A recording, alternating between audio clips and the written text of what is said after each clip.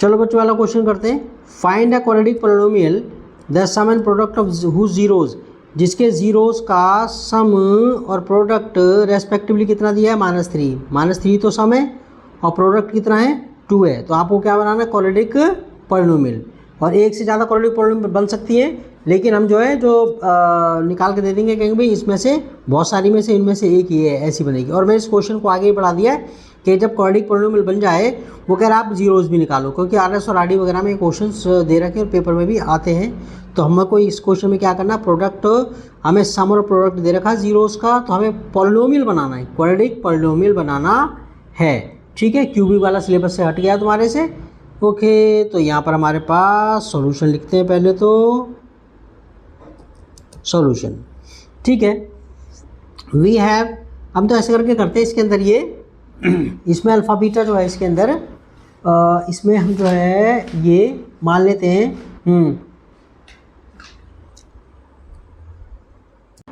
अच्छा, इस क्वेश्चन को दो तरीके से करेंगे। एक करेंगे एनसीईआरटी वाले तरीके से, ज़बरदस्त वाला तरीका जो कभी गलत नहीं होता, उसके अंदर मतलब जो पूरा है, परिपूर्ण है। ठीक है, और एक जल्दी वाला, तो उससे भी हम करेंगे। आरएस और आरडी वगैरह में दे रखा है वो तरीका, सेकंड वाला।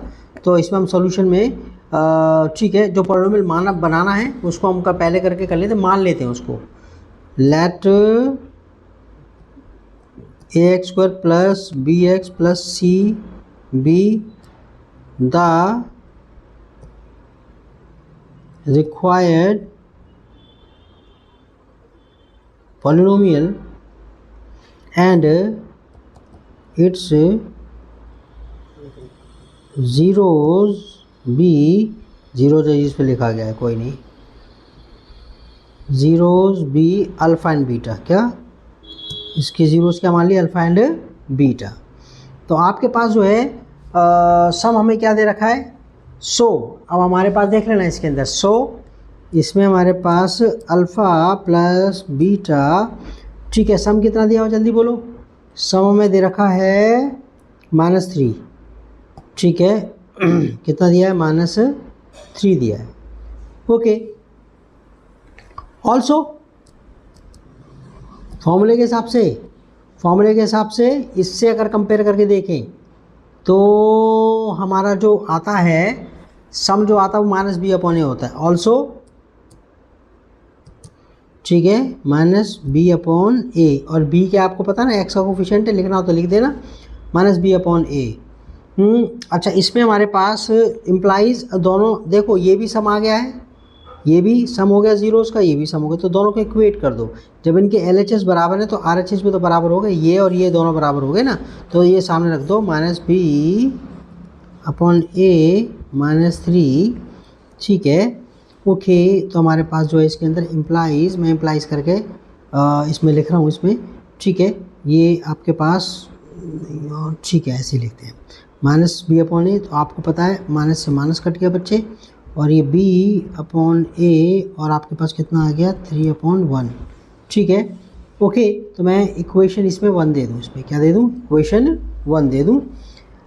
एंड प्रोडक्ट कितना हमें दे रखा है, प्रोडक्ट 2 दे रखा है, आई थिंक 2 है, प्रोडक्ट कितना 2 है, ये रहा प्रोडक्ट जीरोस का कितना है, 2 दे दिया हमें, तो ये 2 है।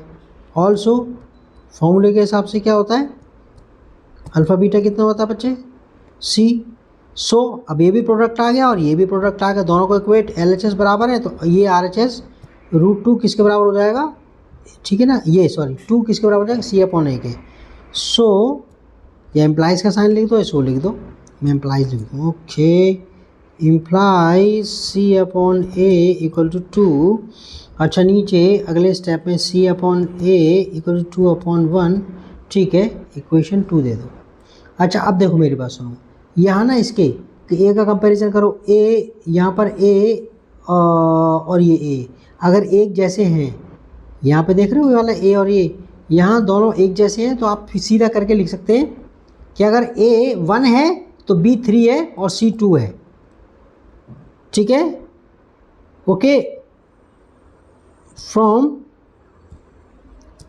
1 and 2 we get that if a equal to 1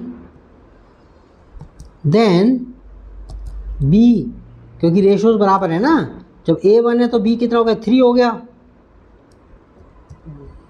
and c कितना आ गया, c आ गया 2। सो ठीक है,